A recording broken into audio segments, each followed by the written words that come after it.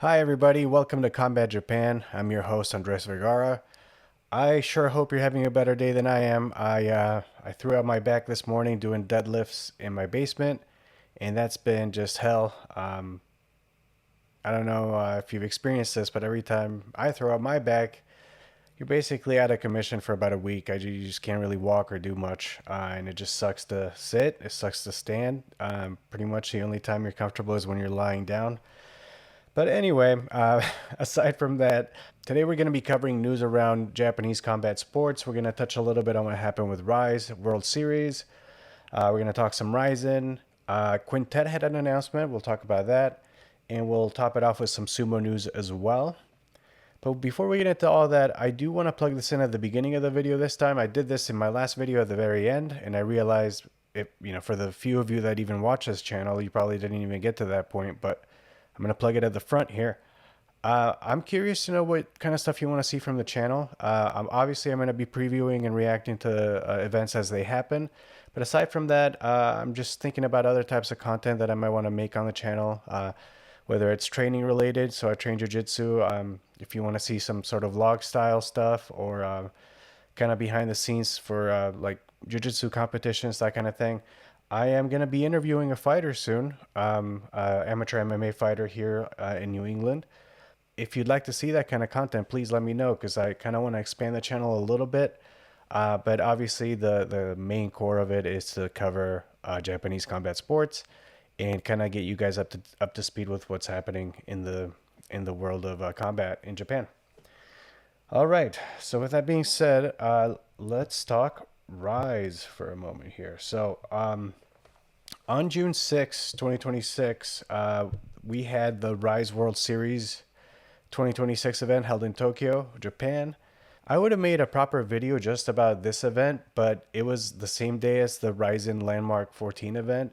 So I was just crunched for time, so I went with the RIZIN coverage instead. But I did go through and watch the card, and we're just going to do a quick recap of what happened in Rise. For those of you that don't know, Rise is one of the two main professional kickboxing organizations in Japan. They're also one of the major promotions in kickboxing in the world. I would put them up there with K1 and Glory.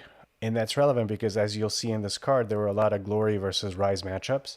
So I'm just going to pull up Topology here and we'll just go quickly down the card.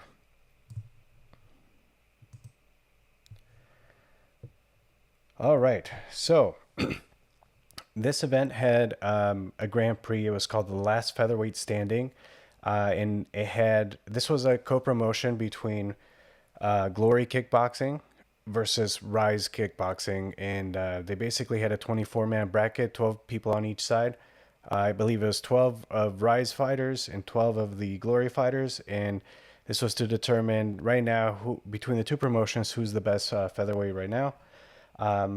And spoiler alert, that is Kento Haraguchi, who defeated, oh man, I'm going to butcher this, Pechpanomrung from Thailand. This was a hell of a fight, but let me back up a little bit. So this was the final of the tournament. So when the card started, we started with the semis. So on the Rise side of things, we had Yura versus Kento Haraguchi. And the winner of that would move on to the final. And then on the Glory side of things, we had Pechpanomrung versus Miguel Trinidad, I think. I'm not sure if that's how you pronounce it. But so we'll just scroll to that real quick. So that was the semifinals for the tournament. And yeah, so Haraguchi defeated Yura via unanimous decision. This was a hell of a fight. Just action-packed. They both really turned it up in the third round. It was just super exciting. So, but ultimately a clear win for Haraguchi. Moving on, we had Pachpanomrung, I think I'm saying that right, versus Miguel Trinidad. I'm gonna go with Trinidad. Again, 3-round decision. There was a little bit of groin strikes going against Miguel here, but I think Pachpanomrung had a pretty clear victory there as well.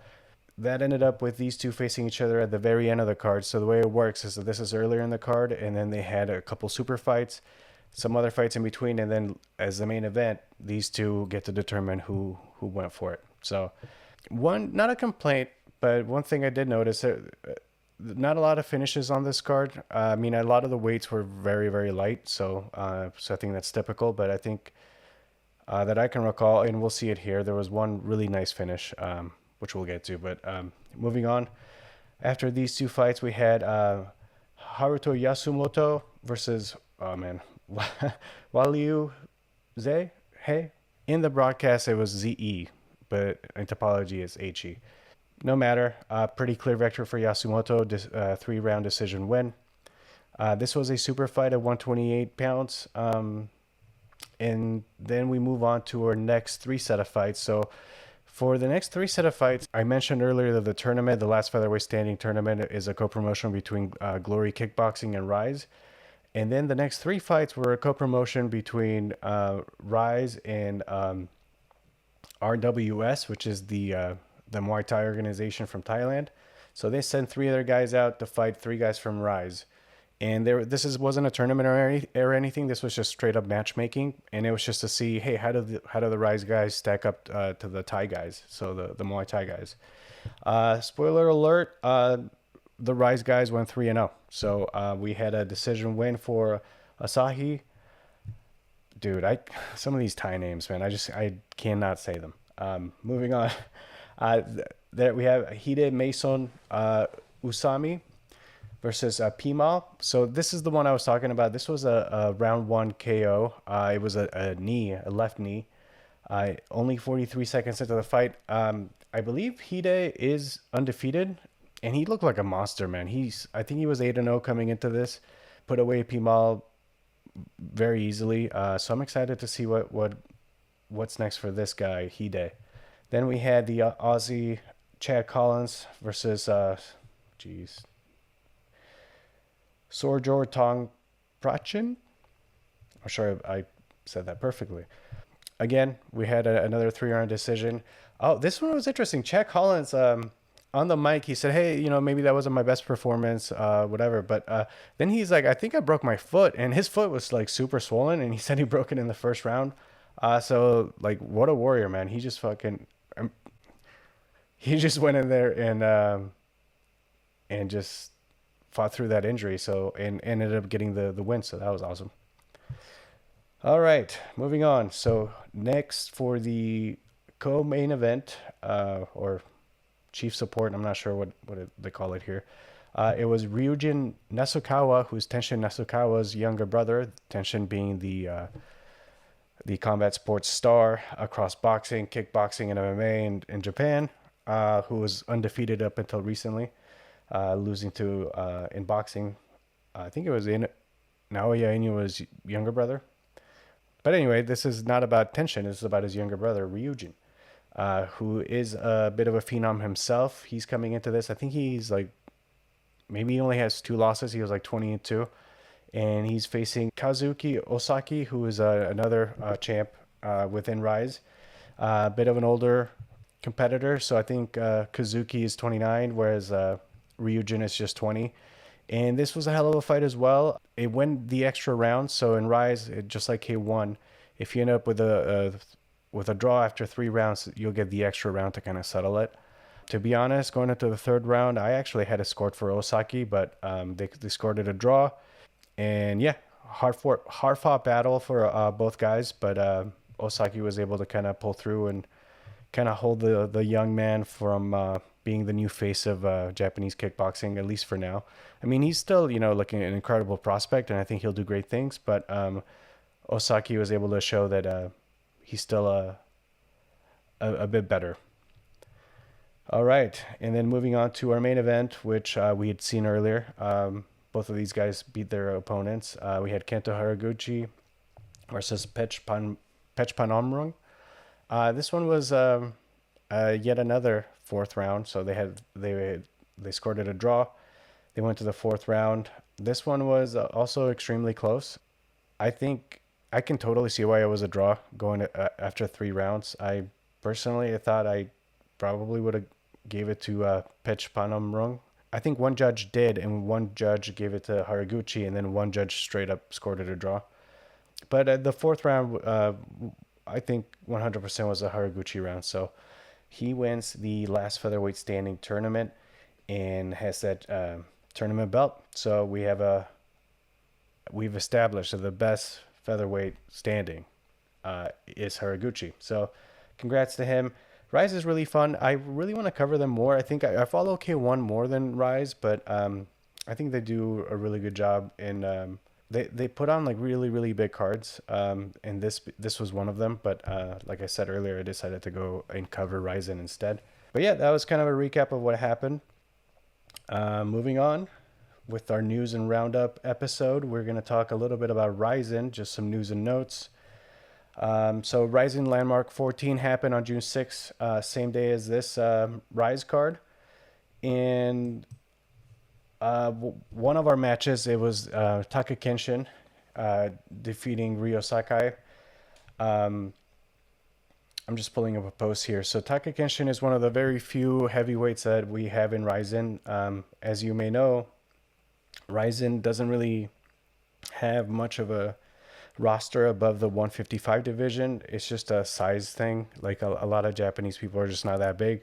So they don't have a lot of Japanese heavyweights, or even, light heavyweight, middleweight, really anything above 155. Taka Kenshin being the exception here. Obviously, he's former sumo wrestler. He defeated Ryo very convincingly in his at Landmark 14. And the reason I'm saying all this stuff is because RIZIN just recently announced that they're going to have a heavyweight Grand Prix tournament starting this August. It's going to be a 4-man bracket, and they're just going to do semifinals in August, and I believe a final in January. And a lot of people were wondering if Taka Kenshin would be in this tournament. But here's a quote from him. I'm not thinking about the heavyweight tournament at all. As far as I'm concerned, I'm a professional failure right now, and what comes next in the tournament isn't even on my radar. So that's kind of a bummer because, I think after this win, he's 50. If he's 500, he's 4-4, I believe.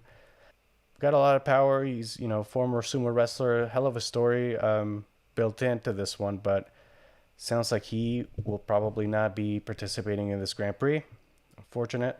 Here's Sakakibara-san talking about Makoto Shinryu's victory over Ogi Kubo. He says, the flyweight title fight. Maybe it was destiny that two fighters from Tohoku met in this place to settle it, because it was in Sendai. The result was a decision, but a new champion was born, in a moment where history moved. From here, I expect a new chapter of flyweight history to be written with Shinryu at the center. So this is a great endorsement for Makoto Shinryu. He's Sakakibara is hyping up his young champion. Yeah, I mean, this makes a lot of sense. He's been very dominant. I think he's like 22-5, 23-5 or something like that. So he has the support of Sakakibara there, which brings us to our next post here, which is Sakakibara talking about Tony Laramie, who won the co-main event of RIZIN Landmark 14 by defeating Yuki Motoya by a very convincing 3-round victory. Sakakibara says the way Laramie completely shut Motoya out was impressive. I was genuinely impressed. He's more than worthy of a title shot. So this just confirms what they were saying in the broadcast, that the co-main event was a title eliminator between Yuki Motoya and Tony Laramie. Tony Laramie also hurt his foot, I believe. I'm not sure the condition of it right now, but I think he said he was for sure limping after the fight. So that'll be interesting. I wonder how soon they'll be able to turn that around. But yeah, RIZIN keeps moving. Exciting stuff. All right, moving on. We are actually going to talk a little bit grappling here. So Kazushi Sakuraba, the MMA legend and former professional wrestler, just Japanese GOAT. Back in 2018, he launched a grappling promotion called QUINTET. It got a lot of notoriety. I think maybe like in 2022, I think that was the year where Craig Jones competed with the B Team Bulls, and they were able to win the whole thing, and there was like a whole documentary about it. But the way QUINTET works is a grappling promotion, and it's 5 versus 5. And essentially, like, you get to pick the order in which you send your athletes out. There's like a cumulative weigh-in for the whole team, and basically a winner stays on, right? So if you're if you send your first guy out and he's like some world class guy, and then you have like some mid level guys, and that one guy beats out all five of them, then the other four guys on this side don't get to compete at all, right? So it's a winner stays on. It's really cool stuff, really creative format, and I think Craig Jones actually borrowed the format for CJI 2, which ended up not doing as great as CJI 1, but still, it's just cool to see stuff in grappling, especially innovative rule sets. But that's all to say that they had an announcement here. I'm going to play it. All right, so that is Kazushi Sakuraba on the left there, and that is combat sports legend Genki Sudo on the right. And this is a post announcing that Genki Sudo has been appointed as the new producer of the Quintet events. So he's going to be kind of in charge of putting on the live events and promoting them, type of thing. This is interesting to me because Genki Sudo, first of all, he's a combat sports legend in Japan. He had a whole MMA career. He even fought in K1. He has one of the most ridiculous fights I've ever seen in K1 versus Masato, who's another K1 legend. You should check out Genki Sudo versus Masato K1. He just keeps like showing him his back and just like trying to do these crazy unconventional things. I think he's a bit of a showman. He's always been a bit of a crazy guy. But that's all to say that this is interesting for me because back in September 2025, K1 appointed Genki Sudo as the head producer as well. And it hasn't even been a year. So it's a little bit too early to tell how he's doing. But I do like a lot of his ideas, right? So like a lot of the things he talked about, he wanted, first of all, shorter cards. He felt like, when something goes 7-8 hours, it's a little bit too much to ask of your audience. And I frankly agree. I mean, what ends up happening with me is that like I'll end up just skipping prelims because I'm not going to, watch something for 9 hours, right? Or, depends what it is. But I think he wants more events too. So he wants more activity. Another one of his ideas is just focusing more on building stars rather than just stacking cards. Like he's a lot more interested in story building and in storytelling rather, and highlighting like interesting, compelling figures more so than like, here's a billion fights, which all sounds great. I mean, I think part of like, for example, the UFC, I think part of the allure that is missing is it just feels very commercialized. It feels like it's just an assembly line. Here's the next one, the next one, the next one. And then you end up not knowing who half the roster is. When I first became a combat sports fan, and it was like the early days of the UFC, you kind of knew the whole roster, right? And that was because they didn't have that many people or that many events. So I think kind of paring it down, focusing on telling the story of each fighter, making it easier to watch by making it shorter. I think these are all great ideas. And I even mentioned it in my K1 Revenge video that like I really like that the event was only like 3.5 hours or something, and the pacing was just really good. But anyway, we're not here to talk about K1. We're here to talk about Genki Sudo and Quintet. So Quintet, as I mentioned before, launched in 2018. They've only had like 5 or 6 major like numbered events. The last one I recall watching was Quintet 5 in Dubai, and that was like a team.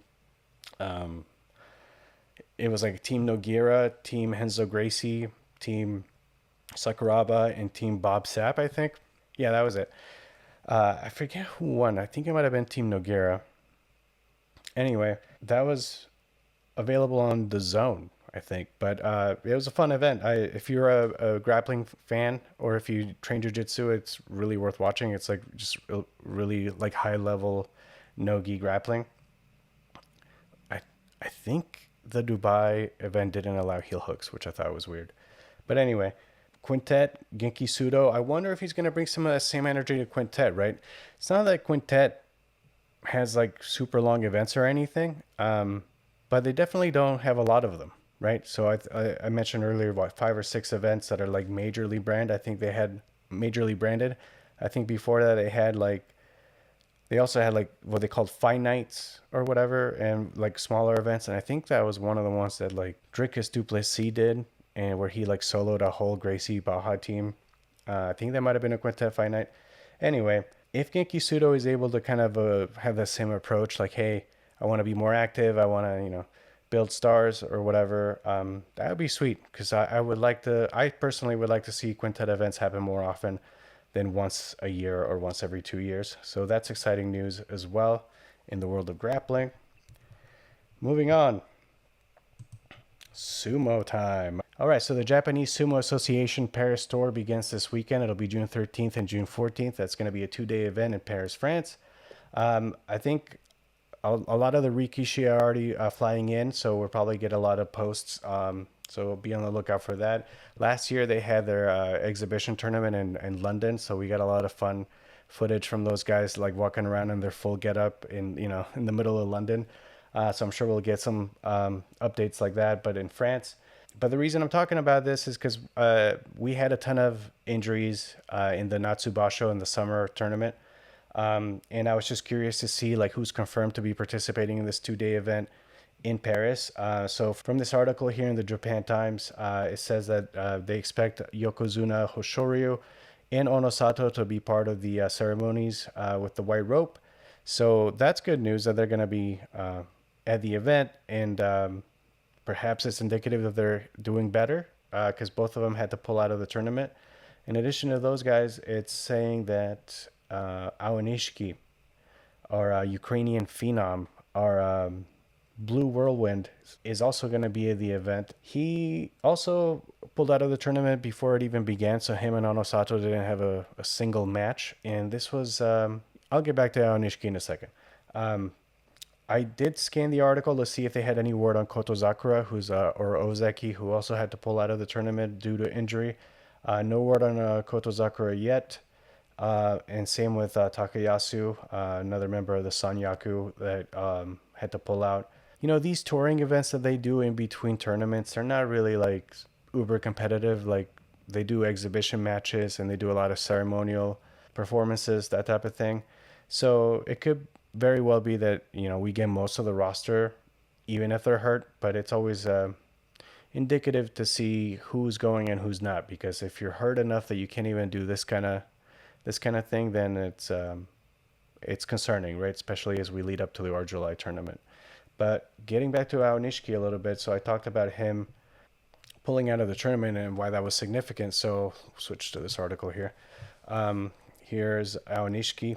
As you may recall, prior to the past 2 tournaments, Aonishiki had never had a losing record in Grand Sumo. He kept getting 10, 11 wins consecutively over and over again until he got promoted to Ozeki after winning his, what was this, first or second tournament. And then he had his first losing record. I think he went, like 7-8 or something. In the way it works in sumo, once you're Ozeki, right, you get to maintain your rank of Ozeki if you lose one tournament, or if you have a losing record in one tournament. And then you're what they call Kadoban. And that means you're kind of like, you're on deck to get demoted if you do it again, right? So if you lose 2 in a row, if you have 2 losing records in a row, then you get demoted, which is a safety that not every rank has, right? So aside from Ozeki and Yokozuna, which you're Yokozuna for life, if you have a losing record, you go down. If you have a winning record, you go up in the rankings, right? But Ozeki, it being the second highest rank, has that protection where you get the 2 tries, right?